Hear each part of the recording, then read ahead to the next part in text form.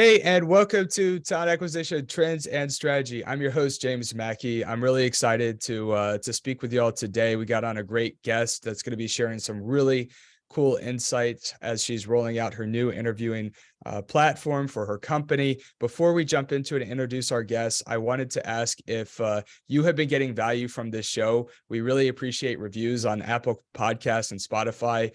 We currently are number one in talent acquisition for both of those platforms. So we really appreciate your support on this. And we're really looking forward to continuing to add value to the talent acquisition community, guiding talent strategy, and hopefully providing a little entertainment across along the way. So anyways, today we are joined by Julie Macaluso. Julie, welcome to the show. How are you doing? Hey, good morning. I am doing well. How are you? Doing great. So I'm very excited for today's conversation and the topics we outlined for this conversation. I want everyone to understand what perspective you're coming from. So could you please take a minute and let us know about your role, a little about the structure of your talent acquisition department and the type of company that you work for currently? Yeah, so I am the manager of talent acquisition and development. And so I manage a talent acquisition team of three and a half. And I also have two talent development employees as well. The talent acquisition team is structured. I have three recruiters / talent acquisition specialists, and then one part-time sourcer. She's dedicated strictly to sourcing for the organization. She works on either if it's a high turnover area or hard to fill positions, and a lot of times she gets into those senior leader searches for us as well. And then our recruiting team, our talent acquisition team, is three individuals who focus on every role within the organization. So we recruit from entry level technical roles, like I said, all the way up through senior leaders and executives. We do sometimes utilize search firms. So we have in-house recruiting team, like I just mentioned, but we do definitely utilize outside search firms sometimes to help us out with our hard to fill searches or sometimes our executive level searches. Cool. And so Community Coffee is around 600 employees, or how big is the organization? Great question. So we're actually we're close to 900 employees. Oh, wow. Yeah, so we are based out of Baton Rouge, Louisiana, but we have stretched all the way from a sales location from Texas to Florida and then up to some of those Midwestern states. But we have actually national distribution with our grocery and our e-com across the United States. So yeah, we have 900 people. All right, that's cool. Yeah, very cool. So yeah, like we had talked about how your team is rolling out a new interviewing platform. So end to end, optimizing the process. Before we go into the solution that you've built, if we could rewind back to 6 months ago or a year ago, could you tell us a little bit about some of the challenges that you were encountering with the process and how you from inception started to think about optimizing your your interview process from that point? Yeah, sure. So I think that our, organization, our talent acquisition department is no different from really any other organization out there that is consistently recruiting. And so what we've found, so over the years, and I don't want to just base it to 6 months to a year ago, but that's whenever we started kind of really honing in on working with a vendor to build out this interview platform. But what we actually kind of came to an agreement on was what I really pride myself on in our department is candidate experience and consistency with the candidates and making sure that our candidates are taken care of, as well as what I refer to as our internal customers, so our hiring managers, and in this case, our interview teams.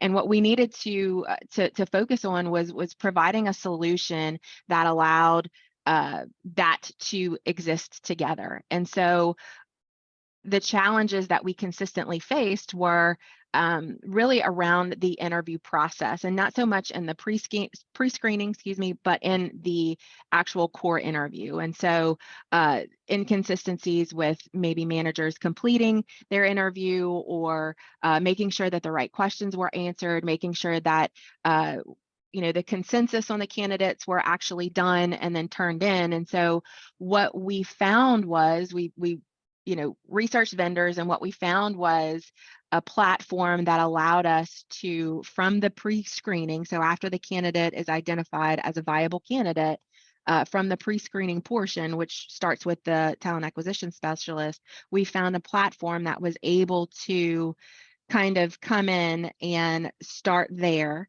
And so it provided a solution from recording either live, well, actually live interview, or pre-recorded, starting there, and then flowed through the actual interview process so that we could capture the essence of the actual interview, and then ultimately the contents of that interview, to make sure that we got that back on the back end. That was obviously always a big part of it for me, was the compliance part of it, and making sure we got that interview guide back on the back end, that consensus, that grading as well. Okay, cool. So this is an actual software platform, right?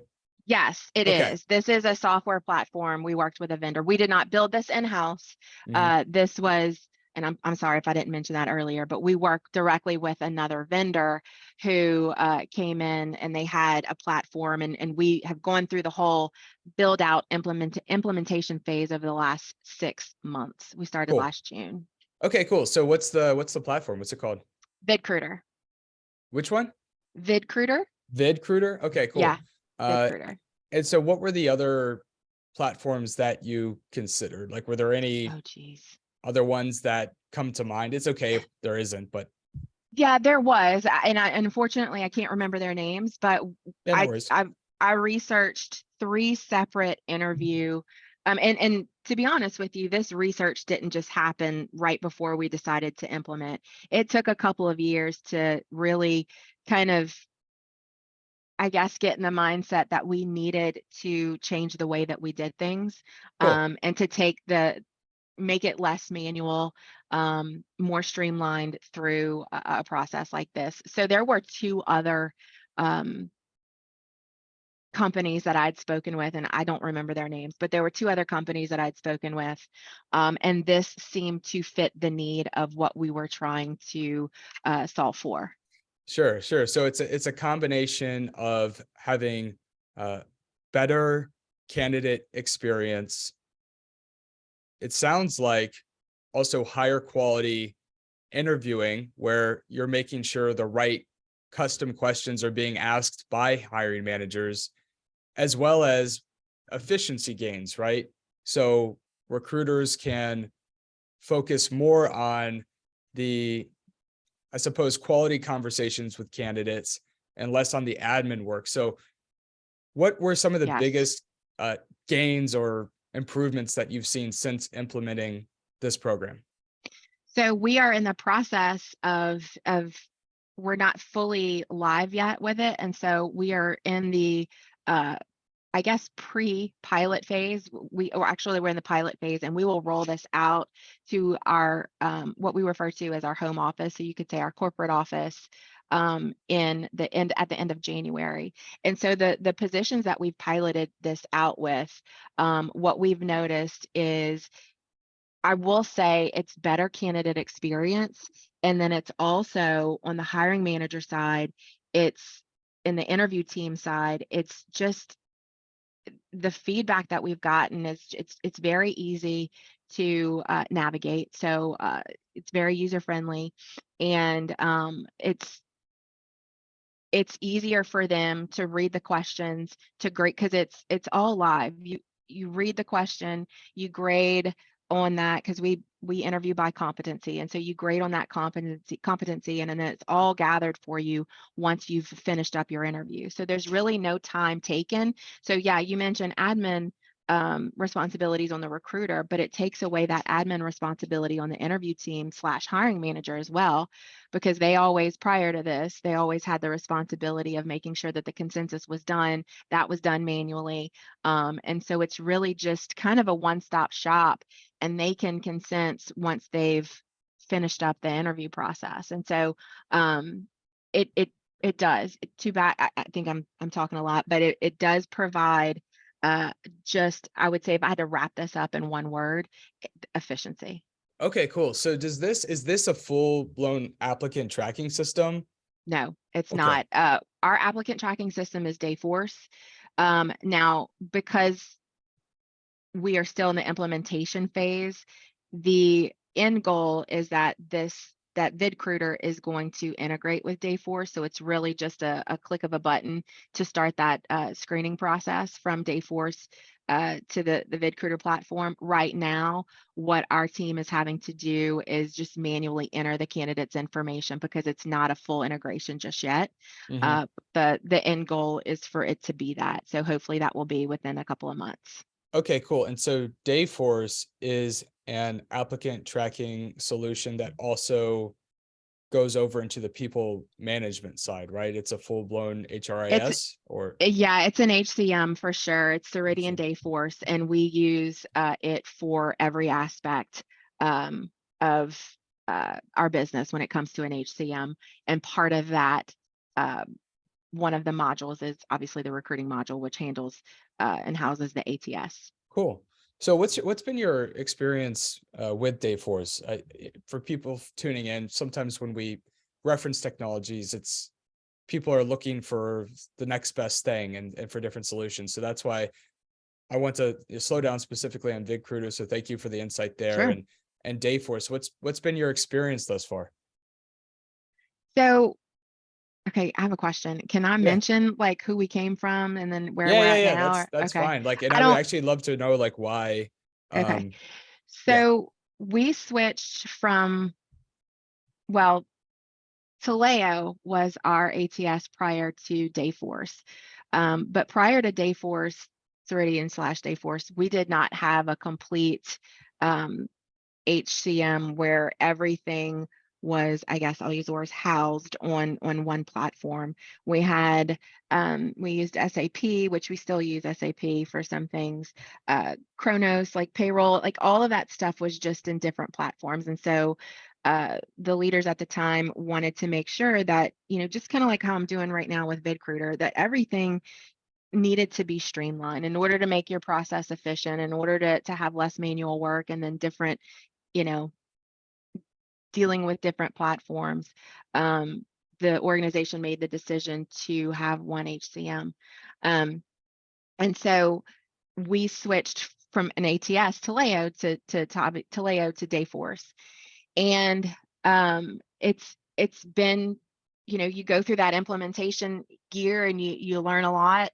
And I think there's, if I'm being pretty frank, there's some aspects of Taleo that Dayforce doesn't have, but there's definitely aspects of Dayforce that Taleo didn't have. And so I think with any platform, you're probably gonna want to see um, different things in different areas. But I think for the most part, Dayforce has brought, from an ATS perspective, it has brought a lot of efficiencies within the way that we kind of move candidates through the actual process.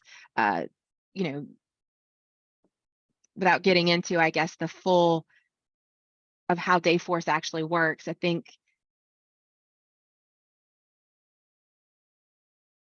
it provided the flow of from start to finish. So from application to hire, it provided more of a flow and efficiency of a flow from a candidate start to finish. I'll say that. Well, that's really important. So I can see why that would be like a big shift and something to prioritize. And getting back to what we were discussing with candidate experience and rolling out the new interviewing platform. I know it sounds like you're currently nearing the end of getting this thing implemented and up and running with the team. What have been the biggest challenges doing that? And I'm curious to hear how you've approached some of those challenges and overcome them, because rolling out a new system at a 900 person company, particularly with a distributed team, it sounds like can be quite challenging. So what have you seen, and what's that experience been like?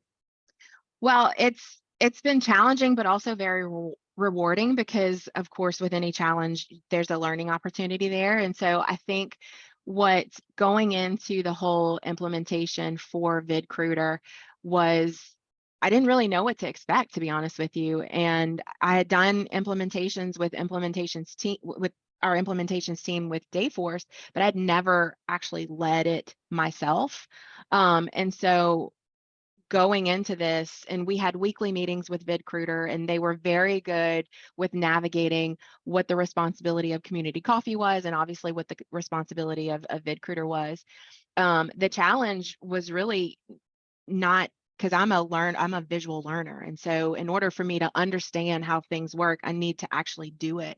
And so the big challenge, at least for what I can say for me, is that I wasn't able to actually kind of figure out how to do it until everything was really done. And you actually get into the platform and you start testing, and you do the specific responsibilities within VidCruiter for yourself. Um, Hmm. and I think a lot of people learn that way, but that was the biggest challenge. And with the team, I had picked one lead from my team to kind of go in from the beginning.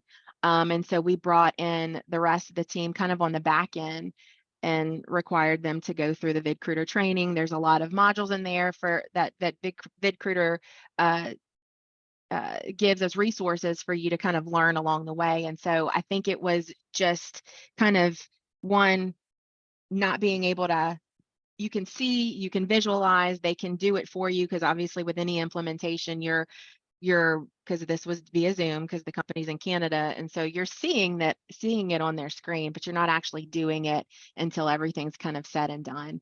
And so that was the biggest challenge. But I will say on the back end, and as we approach this training, so we're putting together training for the interview team, and we're ready to pilot it out here at our home office. It's so great to see my team get in there, get excited about it, create test candidates. But then we recently just did a pilot with one of our positions here at the home office, and it went very smoothly. Some hiccups, but the hiccups were great because we were able to learn, which that was the ultimate goal for piloting it out with this one specific position, because we can take those learnings and put it back into the teaching, the actual um, learning module that we'll Sure. create for VidCruiter. Yeah, so I agree with that. I mean, in the early days of starting my company, I always felt one of the biggest challenges with rolling out a new system was trying to anticipate what it would actually be like to work in the system. Because and also I find that really challenging when actually selecting the vendor to move forward with, because they will share with you the feature set essentially of what's possible, but it's very hard to truly have your entire workflow. I suppose to really understand all the nuanced small pieces of your entire workflow and make sure that the product actually has the right customization functionality to build what you need. And I think that in and of itself is a really important skill set for leaders to develop. Yeah, that's a great point. I will say this, going back to the question you had asked me earlier about if we researched any other companies before we selected to move forward with VidCruiter. Obviously, we had that conversation, and that was one of the things. And that is I think it's a very scary aspect of trying to select a vendor, is that sometimes you will see what's presented on their screen, but once you start digging into the details, it doesn't necessarily fit what you need inside your process. And I will say that and early on, obviously, we were able to determine that other vendors didn't necessarily have to offer what VidCruiter had to offer. And I will say everything they've customized everything that we've needed so far in terms of making sure that this platform actually fits the need of this organization. So I think that's a great point. Um, and also something for leaders, to your point, to definitely consider when selecting a vendor, to make sure that it's going to fit the needs of your organization, and to do your research, to do your due diligence, because that's a scary thing to get on the back end and not have it actually fit your needs once you've signed that contract. I'll be vulnerable and say that I've made that mistake a couple of times. Not Yeah, anymore, but I learned the hard way. And so my advice for leaders tuning in and ambitious recruiters tuning in is two things. One, you need to have very robust process documentation. I yes, mean, dozens of pages. The way that you want to think about building out process docs is if you had to hand your process documentations off to another person and provide zero context, do you have everything outlined very clearly, step by step? And writing process docs is a skill set in and of itself as well. We have at Secure Vision literally every single part of our business outlined in process documentation. Our VP of operations, that's actually a core part of her role, is optimizing and upkeep of our process documentations. And in addition of that being a good best practice for implementing new products and evaluating those products properly, it's also incredibly important to ensure that companies don't skip a beat when onboarding new employees or when somebody leaves the organization. So it helps companies be less reliant on a single expert that understands the process. So from a learning and development perspective, which I also know is part of your role, having process documentation really helps with onboarding, ramp, helping employees turn into value creators faster, as well as making sure that the company isn't too reliant on one leader that, let's say, leaves. You have a 2-week or 4-week notice period, and there's this huge gap when it comes to knowledge transfer. So that's number one. Number two is seek out mentors. So yeah, understanding that selecting and optimizing technology is a core part of any leadership role company-wide. Doesn't matter if you're in sales, product, talent acquisition, people team, whatever. So if you haven't done it before, it can be an incredibly expensive and time-consuming mistake to mess this up. So don't do what I did. Don't learn the hard way. Seek out a talent acquisition leader that has done this a couple of times well, yeah. and make sure you learn from them so you can avoid the holes essentially that you could fall into. Is I think find a mentor that can teach you this stuff so you can learn from them opposed to learning the hard way, right? I agree with that 100%. I agree with everything that you said on process documentation. We are in the process as a recruiting team to make sure that we have all of our processes documented, and then we're also uh, beefing up some of our current documentation. So that's something that we're looking at. And I think as an organization, we in most aspects of this organization, I think that we do that very well in terms of process documentation. I think there's always room for improvement, but you're right. If somebody leaves the organization, and there's one person that knows how to do it, if you have that process documentation, then it's all good. Yeah, Um, I will say this too about selecting vendors, doing your research, and sometimes it's just really just trusting your gut. I mean, I know that I talked to a couple, and I don't mean to take away from the mentor aspect of it, but if you're going through and you're talking to a vendor and they're saying if whatever they present on their platform or their dashboard when they're doing a demo, and it's not what you need, it's not, you don't see the value that it's going to bring back to the organization, and then you ask your questions, make sure you ask your questions, have a list of everything that you need so that you ask that vendor. And if they say they can do it, make sure that they can do it.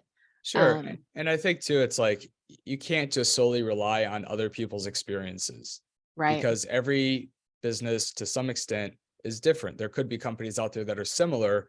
And if you do find a mentor, you have to make sure that they come from a similar environment. If you are working for a startup and your mentor is from Salesforce or Oracle, you're probably going to have a much different process. You're going to have different resources available to you, different technology. It's not going to add up. So you have to Yeah. be aware of that. And then online reviews, I'm not like they're helpful, but it's not enough to leverage online reviews, say, oh, they have like a 4 point whatever star out of 5. You have to dig into the functionality and say, okay, where are those reviews coming from? What does the customer base look like? And then the other thing I think is like also super important is that you need to make a distinction of product functionality from the quality of the salesperson.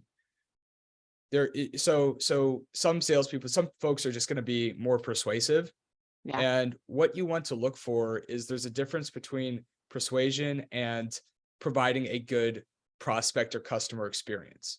And so you want folks that everything is well organized and they're able to answer your questions, and that you feel like, okay, if this is the experience that I'm getting on this side of the equation, we feel like that's going to be comparable with the customer success team. And I Yeah. think one of the things that I would ask the salesperson too is, what does onboarding look like? What does implementation support look like? How much of that are we expected to do? And do I get an assigned rep? Is it a shared team? Do I only get chat? And really diving into how quickly they're going to respond and how much hands-on support they're going to give, I think is something we have to look at, like just beyond features, right? Yes, for sure. And I mean, I can only speak to my current experience working directly with the vendor.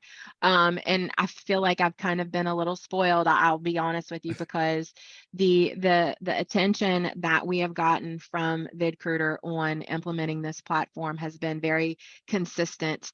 Turnaround time with any questions that we've had during the implementation process has been you know, very fast. And so I'm hoping that in the future, when we do implement more um, platforms or whatever it may be, work with vendors, that I'll have the same experience. But it is, I mean, yeah, you definitely have to hold them to task for sure. Right. And I think it's like, because sometimes, so one time I was implementing, this is much earlier on, I was implementing an applicant tracking system and it had great functionality, apparently, but it was actually incredibly hard to implement. And the vendor wasn't very clear on the implementation cost that would be on my company. Oh, And so I think that that's something that we have to take ownership of, is really the hidden understanding. costs. Yeah, it's like that's just bringing it up because, okay, maybe it's this great CRM or ATS that's going to cost X per license, but ultimately to make it functional, it's going to require a certain time frame of implementation that's longer than expected, and it's going to require consultants billing at X, 120 to 250 an hour to get you the functionality that you need. And then they're going to build some things that you don't need, and they're going to build other things that maybe they didn't build the right way. And so it's understanding that full picture is really important to get it done the right way. Yeah, I agree. And I think that goes back to your point of having a mentor, so that you know the right questions to ask, um, the leading questions. So if this is what I want, am I going to get it in this package? Kind of the example you just said. Yeah, and I definitely support your point of having a mentor, especially going into something like this. For sure. So one question that's, I want it to be a little bit more focused on yourself.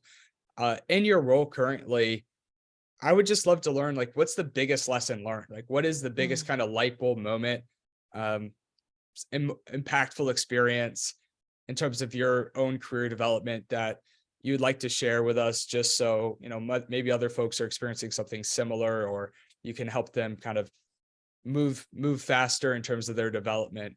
What do you think? Yeah, listen, I think so. You put me on the spot here, but I Yeah, I think, did. We did talk about this and before, but that's yeah, fine. But I'll give you a true answer in terms of, it's not necessarily related to recruiting, or even related to the learning and development aspect of my position. I think that um, whether you're a leader, or if you or you are a person who comes into an organization with a lot of experience, or if you have a lot of experience, whatever your situation is, and this is not a unique answer, but I think it's definitely, um, it just, for me, it's knowing and understanding and accepting that, one, you don't have all the answers.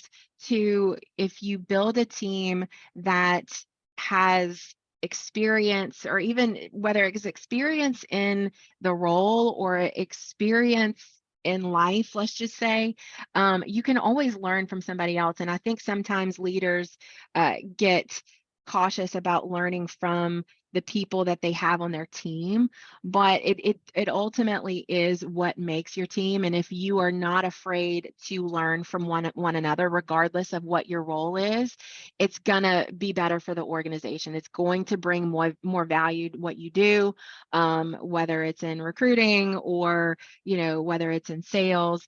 If we open up ourselves to make sure that we are consistently and constantly learning from other people, other team members, obviously other avenues, research, whatever it may be, but making sure that you keep yourself open to continuously learning in whatever avenue that it may be. I love that. I think it's so important to consistently have new conversations on different topics with different people, to have different experiences, because those are the things that are going to consistently enhance your perspective and influence how you operate. And even beyond, in a professional sense, like talking with folks about talent acquisition like we are today, what's I found really interesting in my own life is that things that are seemingly uncorrelated or unrelated, I should just say, actually sometimes have the biggest impact on helping me perform professionally. So for instance, I used to train Muay Thai and compete in Muay Thai, and that's had a huge influence and how I lead my team and my work ethic and how I approach scaling my company. I lived overseas for 3 years. That taught me a lot about working with folks that from different cultures and understanding different perspectives and different vantage points. Becoming a Yeah. dad, that's another big one. I've angel invested in a couple of films.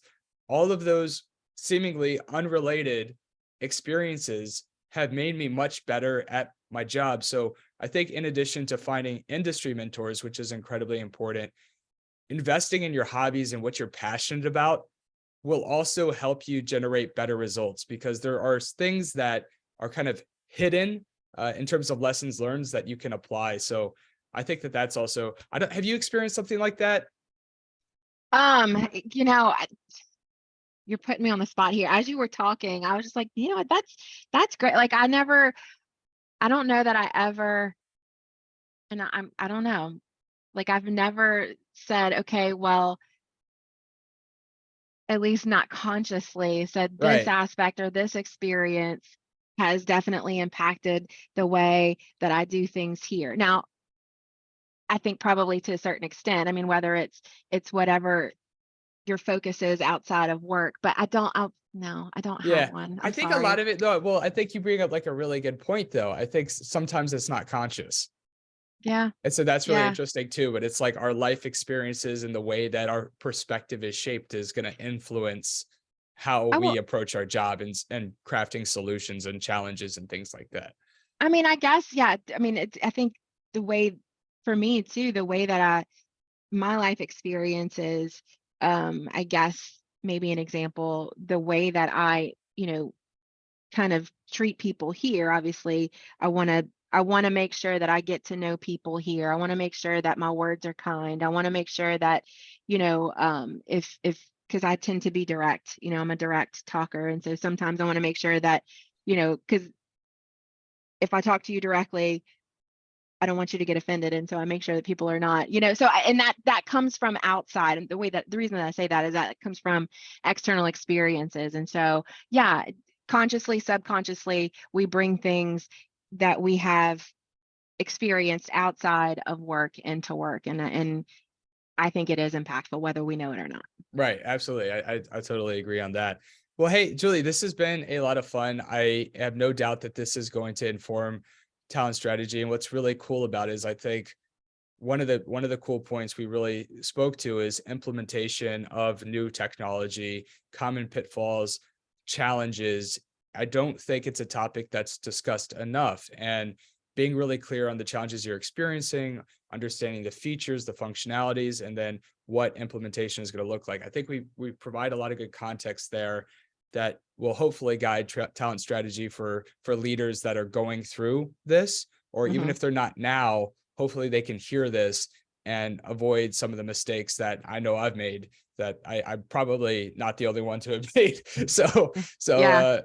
I think it's really cool. Thanks for helping us out here and joining us today. Thanks for having me. And ultimately, I think I learned a couple of things as well. I enjoyed the conversation. So thank you for having me on. Yeah, for sure. This was a good time. And actually, Julie, one other thing, if people Mhm. want to engage with you, connect with you online, is there a way that they can do that? Yeah, I mean, I have my LinkedIn profile. You Okay. can find me at under Julie Macaluso, um, Okay, cool. And can you Community spell it Coffee. Yeah. can you spell Yes. it Macaluso real fast? Macaluso. Okay, cool. Nice. Nice. Well, this is a lot of fun. And again, if you're tuning in and you're getting value from the show, we'd really appreciate online reviews. And we're looking forward to connecting and for you to tune in next time. Take care.